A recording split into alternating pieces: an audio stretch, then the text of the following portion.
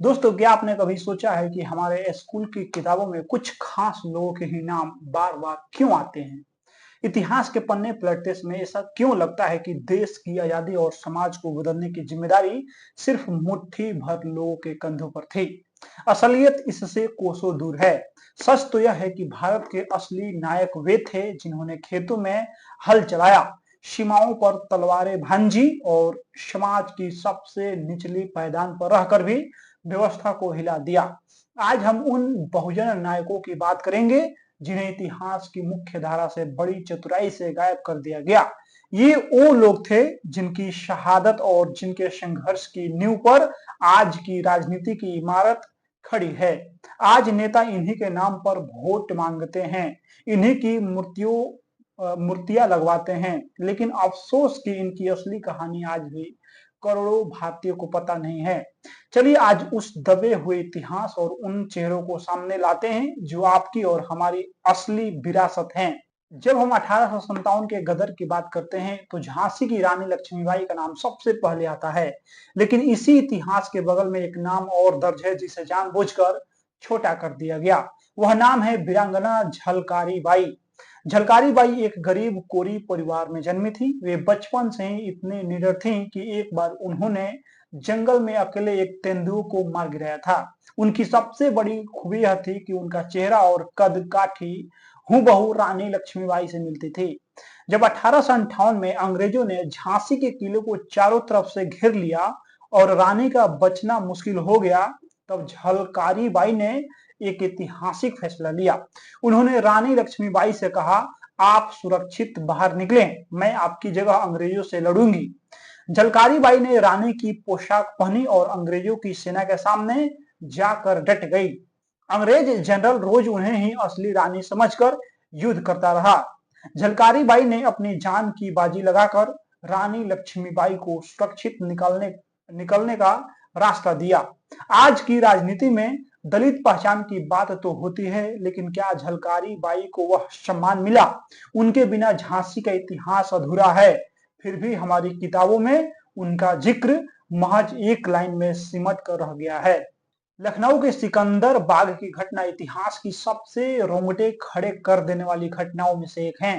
16 नवंबर 1857 को जब ब्रिटिश सेना ने बाग पर हमला किया तो वहां मौजूद क्रांतिकारियों के पास हथियार कम थे। उसी भीड़ में एक महिला थी, उदा देवी पासी। उनके पति मक्का पासी पहले ही युद्ध में शहीद हो चुके थे। उदा देवी के दिल में दुख नहीं, जवाबी कार्रवाई की आग थी। वे पुरुषों के कपड़े पहनकर अपने साथ एक पुरानी बंदूक और ढेर सारी बारूद लेकर एक ऊंचे पीपल के पेड़ पर चढ़ गईं।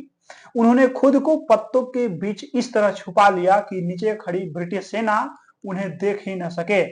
जैसे ही अंग्रेज सैनिक बाग के अंदर घुसे, उदा देवी ने ऊपर से अचूक निशाना लगाना शुरू कर दिया।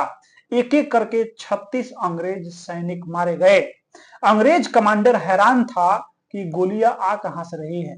जब अंत में उन्हें देखा गया और पेड़ पर गोलियां बरसाई गई, तब उदा देवी की पार्थिव शरीर नीचे गिरा।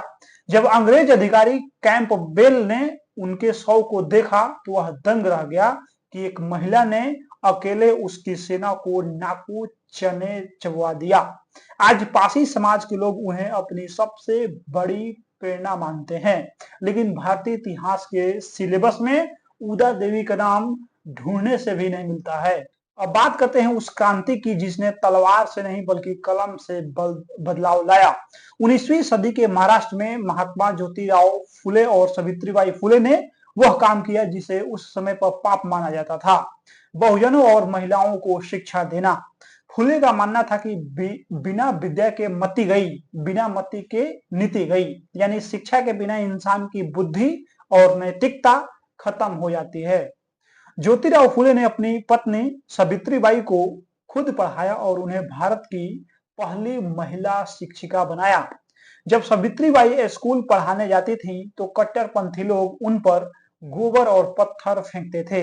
वे अपने साथ दो साड़ियां लेकर चलती थी, एक जो रास्ते में गंदी हो जाती और दूसरी जो वे स्कूल जाकर बदल लेती थी। उन्होंने 1873 में सत्य शोधक समाज बनाया ताकि जातिवाद की बेड़ियों को काटा जा सके।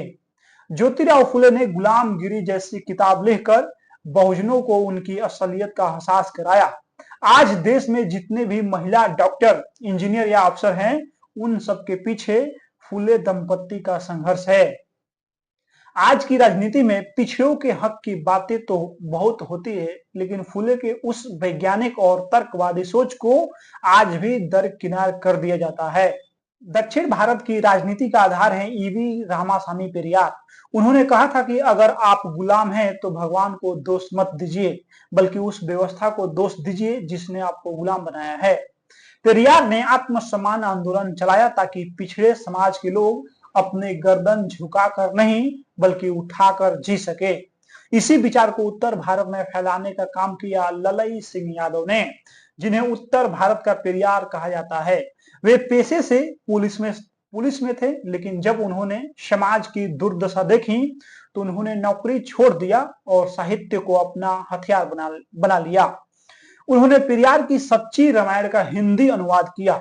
उस किताब पर तत्कालीन सरकारों ने बैन लगा दिया, लेकिन ललई सिंह यादव डरे नहीं। उन्होंने सरकार के खिलाफ कोर्ट में केस लड़ा और सुप्रीम कोर्ट से जीत हासिल किया।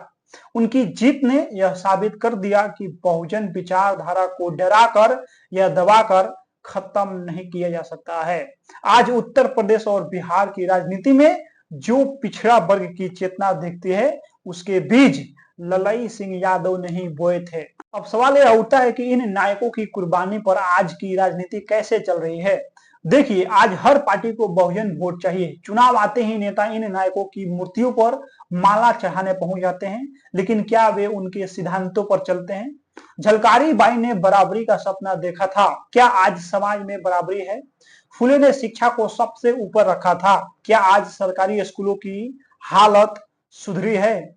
इतिहास को जानबूझकर इसीलिए बदला गया ताकि बहुजन समाज कभी यह न जान सके कि उसके पूर्वज कितने महान योद्धा और विचारक थे।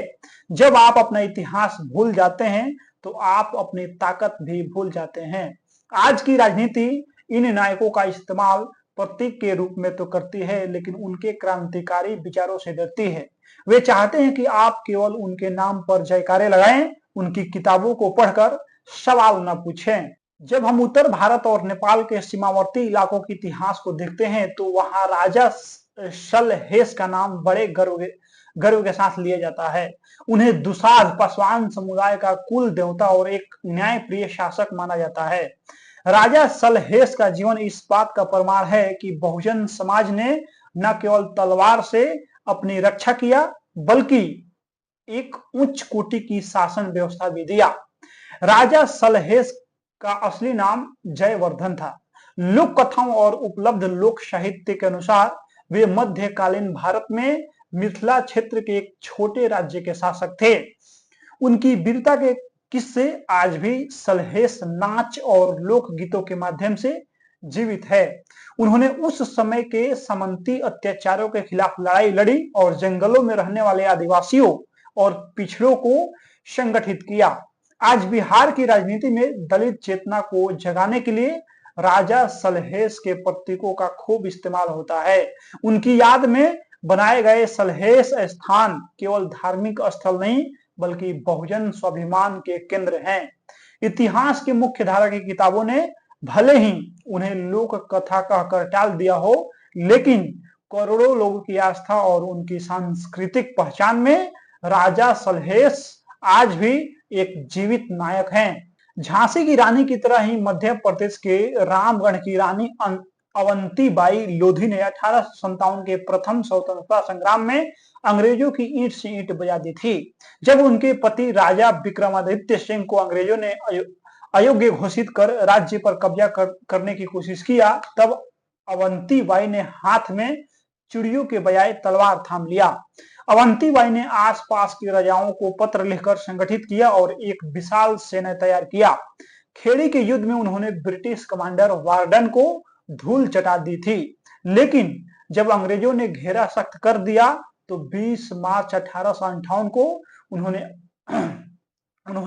अपनी ही तलवार से अपनी जीवन लीला समाप्त कर लिया ताकि वे अंग्रेजों के हाथ में न आ सके।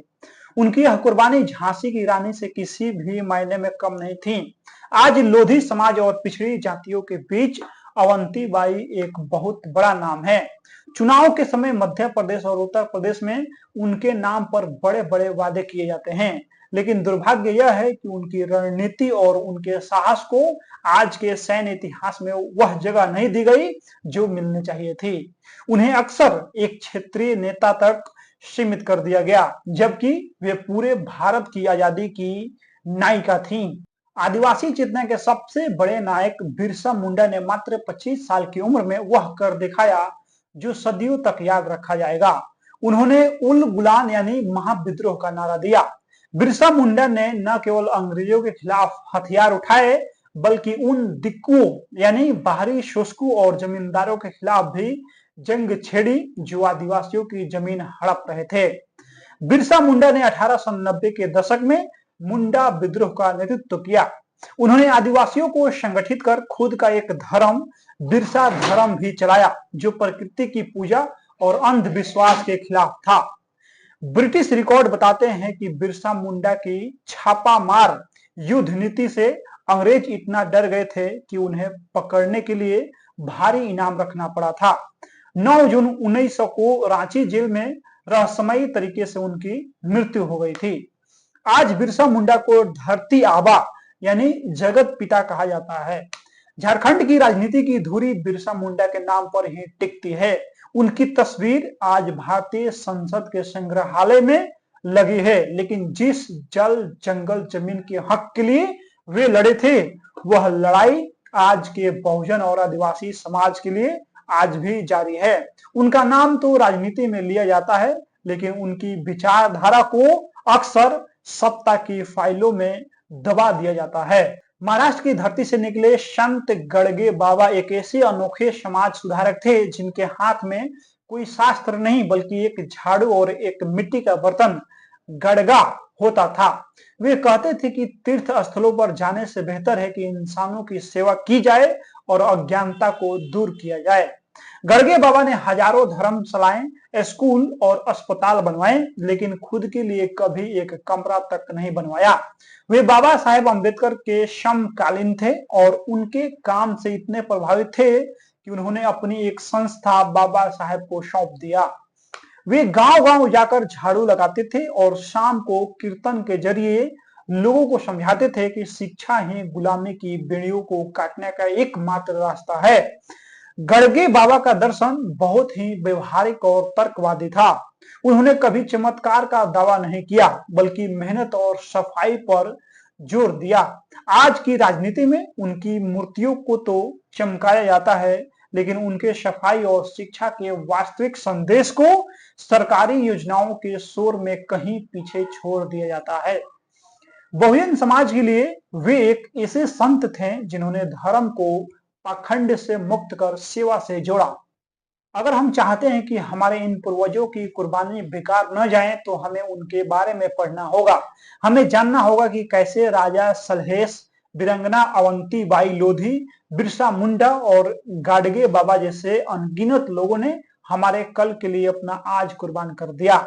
इतिहास की किताबों में उनका नाम हो या न हो, हमारे दिलों और हमारी चेतना में उनका नाम अमर रहना चाहिए। बाकी इस वीडियो में आप लोग अपना प्रतिक्रिया दे दीजिए। मिलते हैं अगला वीडियो में। बहुत बहुत धन्यवाद।